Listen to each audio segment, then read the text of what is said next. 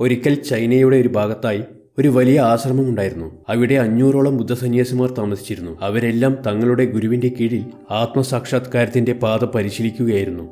ഒരു ദിവസം ഒരു യുവാവ് ആ ആശ്രമത്തിലേക്ക് ചെന്നു. അവൻ ഗുരുവിനോട് പറഞ്ഞു, ഗുരുദേവ, എനിക്കു ഞാൻ ആരാണെന്ന് അറിയണം. എനിക്ക് ആ സത്യം അറിയണം ഗുരുദേവ.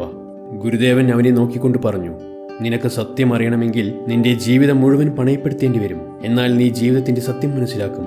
അതിനു നീ തയ്യാറാണോ? ഗുരുദേവ, ഞാൻ ഇവിടെ വന്നത് തിരിച്ചു പോകാനല്ല, ഞാൻ അതിനു തയ്യാറാണ്. ഗുരുദേവൻ പറഞ്ഞു, എങ്കിൽ നീ ഒരു കാര്യം ചെയ്യൂ. ഈ ആശ്രമത്തിൽ 500 സന്യാസിമാരുണ്ട്. അവർക്കൊക്കെ കൃത്യസമയത്ത് ഭക്ഷണം കൊടുക്കണം. അതിനാൽ നീ അരി പൊടിക്കുന്ന ജോലിയിൽ ഏർപ്പെടണം. രാവിലെ മുതൽ വൈകുന്നേരം വരെ ചെയ്യണം. എല്ലാം കഴിഞ്ഞാൽ ഉറങ്ങാൻ പോവുക. രാവിലെ ഉണർന്നതിന് ശേഷം വീണ്ടും അരി പൊടിക്കാൻ തുടങ്ങുക. മറ്റൊന്നും ചെയ്യരുത്. മറ്റൊന്നിനെക്കുറിച്ചും ചിന്തിക്കരുത്. ഈ പാത പിന്തുടരുക. പിന്നെ എന്റെ പക്കൽ ഒരിക്കലും വരരുത്. ആവശ്യമുള്ളപ്പോൾ ഞാൻ നിന്റെ അടുത്ത് വരുന്നതായിരിക്കും. അവനതനുസരിച്ചു. ഗുരുവിന്റെ നിർദ്ദേശപ്രകാരം അവൻ അരി പൊടിക്കാൻ ആരംഭിച്ചു. ആ ആശ്രമത്തിൽ 500 ശിഷ്യന്മാരുണ്ടായിരുന്നു. അവർക്കെല്ലാം കൃത്യസമയത്ത് ഭക്ഷണം ആവശ്യമായിരുന്നു. അതുകൊണ്ട് തന്നെ അവൻ അതിരാവിലെ എഴുന്നേറ്റ് രാത്രി വരെ അരി പൊടിക്കാൻ തുടങ്ങും. അരി പൊടിക്കുന്ന അതേ മുറിയിൽ തന്നെയായിരുന്നു അവൻ ഉറങ്ങുന്നതും.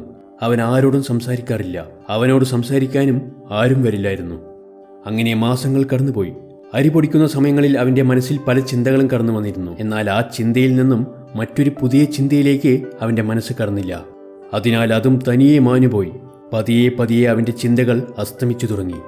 കുറച്ചു വർഷങ്ങൾക്കു ശേഷം അവൻ തന്റെ പേര് പോലും മറന്നു. എപ്പോഴും അവൻ മിണ്ടാതിരുന്നുകൊണ്ട് ചിന്താശൂന്യമായ അവസ്ഥയിൽ അരി പൊടിച്ചുകൊണ്ടിരുന്നു. അവൻ ധ്യാനിക്കുകയോ വേദപുസ്തകങ്ങൾ വായിക്കുകയോ ചെയ്യാറില്ല. ആശ്രമത്തിലെ പ്രധാന സന്യാസിമാർ വിഡ്ഢിയായും അവരെക്കാൾ താഴ്ന്നവനായും അവനെ കണക്കാക്കി. അങ്ങനെ 12 വർഷങ്ങൾ കഴിഞ്ഞു. ഒരു ദിവസം ഗുരുദേവൻ ശിഷ്യന്മാരോട് പറഞ്ഞു, എന്റെ അവസാന സമയം അടുത്തു വരികയാണ്. അതിനാൽ എന്റെ പിൻഗാമിയെ തിരഞ്ഞെടുക്കേണ്ട ആവശ്യമുണ്ട്. എനിക്കു ശേഷം ഈ ആശ്രമത്തിന്റെ തലവൻ ആരായിരിക്കുമെന്ന് കണ്ടെത്തേണ്ടതുണ്ട്. അതിനാൽ ആത്മജ്ഞാനിയായി തീർന്ന എന്റെ ശിഷ്യന്മാരിൽ ആരെങ്കിലും വന്ന് രാത്രിയിൽ എന്റെ വാതിലിനടുത്ത് കുറച്ചു വരികൾ എഴുതണം. എല്ലാ അനുഭവങ്ങളും ഉൾക്കൊള്ളുന്ന കുറച്ചു വരികൾ. ശിഷ്യന്മാരിൽ പലരും ചിന്തയിൽ മുഴുകി. അങ്ങനെ ആശ്രമത്തിലെ ഒരു പ്രധാന ശിഷ്യൻ അവിടെ പോയി കുറച്ചു വരികൾ എഴുതി. ബുദ്ധമത ഗ്രന്ഥങ്ങളിൽ അവന് നല്ല അറിവുണ്ടായിരുന്നു.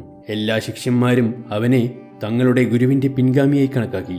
അവൻ എഴുതിയത് ഇങ്ങനെയായിരുന്നു: മനസ്സൊരു കണ്ണാടി പോലെയാണ്. അതിൽ ചിന്തകളുടെയും ആഗ്രഹങ്ങളുടെയും പൊടി അടിഞ്ഞുകൂടുന്നു. ആ പൊടി തുടച്ചു മാറ്റുക ധ്യാനത്തിലൂടെയാണ്. ആരുടെ മനസ്സാണോ തെളിയുന്നത് അവന് മോക്ഷം പ്രാപിക്കും. രാവിലെ ഉണർന്നീ വരികൾ കണ്ടപ്പോൾ ഗുരുദേവന് ദേഷ്യം വന്നു. ഏത് മൂഢനാണ് എന്റെ ചുമരിൽ ഈ മാലിന്യമെല്ലാം എഴുതിയിരിക്കുന്നത്? പ്രധാന ശിഷ്യൻ മൗനം പാലിച്ചു.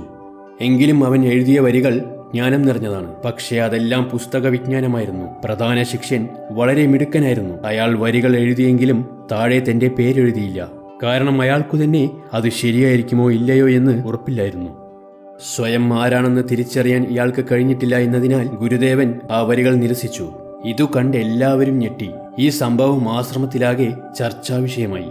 12 വർഷം മുമ്പ് ഇവിടെ വന്ന് രാവും പകലും അരി പൊടിക്കുന്ന ശിഷ്യന്റെ അരികിലൂടെ മറ്റു 2 ശിഷ്യന്മാർ ഈ വിഷയം സംസാരിച്ചു കൊണ്ടുവന്നു. 2 പേരുടെയും സംസാരം കേട്ട് അവൻ മെല്ലെ ചിരിച്ചു. ശിഷ്യന്മാർ 2 പേരും അവനോട് ചോദിച്ചു, നീ എന്തിനാണ് ചിരിക്കുന്നത്? കാരണം ആ അരിപ്പൊടിക്കാരൻ അവരുടെ മനസ്സിൽ വളരെ നിസാരനായൊരു സന്യാസിയായിരുന്നു. അവൻ വേദപുസ്തകങ്ങൾ വായിക്കുകയോ ധ്യാനിക്കുകയോ ചെയ്യുന്നത് ആരും കണ്ടിട്ടില്ല. അരി പൊടിക്കുന്ന അവനെ എല്ലാവരും വിഡ്ഢിയായി കണക്കാക്കി. ആ ആശ്രമത്തിൽ വലിയ പണ്ഡിതന്മാരുണ്ടായിരുന്നു. അവൻ അവരോടൊന്നും സംസാരിക്കാറുമില്ല. അതുകൊണ്ടാണ് അവൻ പുഞ്ചിരിക്കുന്നത് കണ്ട് അവരമ്പരന്നത്. അവർ വീണ്ടും അവനോട് ചോദിച്ചു, നീ എന്തിനാ ചിരിച്ചത്? ഞാൻ ചിരിച്ചു. കാരണം ഗുരുദേവൻ പറഞ്ഞത് ശരിയാണ്.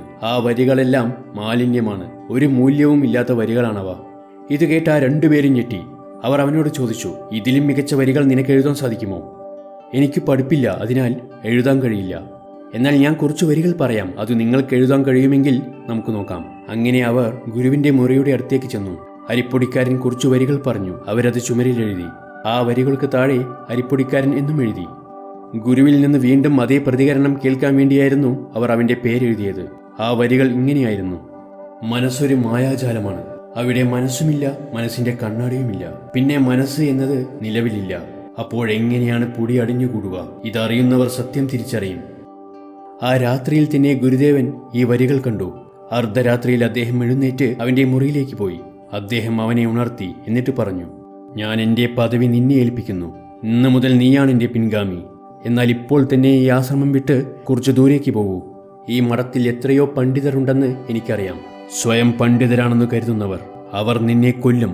കാരണം വെറും അരിപ്പൊടിക്കാരൻ പ്രബുദ്ധനായി തീർന്നിരിക്കുന്നുവെന്ന വസ്തുത അവർക്ക് സഹിക്കാൻ കഴിയില്ല.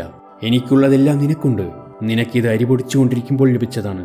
നീ എവിടെ പോയാലും ആളുകൾ നിന്റെ അടുത്തേക്ക് വരാൻ തുടങ്ങും.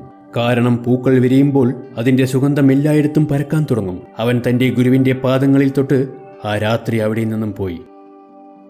കണ്ണടച്ചൊരിടത്തിരുന്ന് മാത്രമേ ധ്യാനം ചെയ്യാൻ കഴിയൂ എന്നാണ് പലരും കരുതുന്നത്. എന്നാൽ വാസ്തവത്തിൽ അതങ്ങനെയല്ല.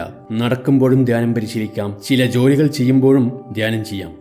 ധ്യാനത്തിന്റെ യഥാർത്ഥ അർത്ഥം നിങ്ങൾ ചെയ്യുന്നത് എന്തുമാകട്ടെ, നിങ്ങളുടെ ശരീരത്തെക്കുറിച്ച് പോലും അറിയാതെ നിങ്ങൾ മുഴുകിയിരിക്കുമ്പോൾ അത് ധ്യാനമാണ്.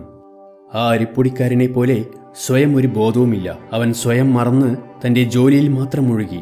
ഒരു ദിവസം അരി പൊടിക്കുന്നതിനിടയിൽ അയാൾക്ക് ആത്മജ്ഞാനം ലഭിച്ചു. അതായത് സ്വയം താൻ ആരാണ് എന്നുള്ള അറിവ്. നമ്മൾ ഓരോന്ന് ചെയ്യുമ്പോഴും നമ്മുടെ ശ്രദ്ധ മറ്റെവിടെങ്കിലുമായിരിക്കും. മനസ്സിൽ ചെറിയൊരു ചിന്ത വന്നാൽ മതി, പിന്നെ അതിനെ വീർപ്പിച്ച് വലുതാക്കും. പേടിക്കേണ്ട. എങ്ങനെ വളരെ എളുപ്പത്തിൽ മെഡിറ്റേഷൻ ചെയ്യാമെന്നുള്ള വീഡിയോ ഞാൻ വൈകാതെ ചെയ്യുന്നതായിരിക്കും, അതും ഒരു കഥയിലൂടെ.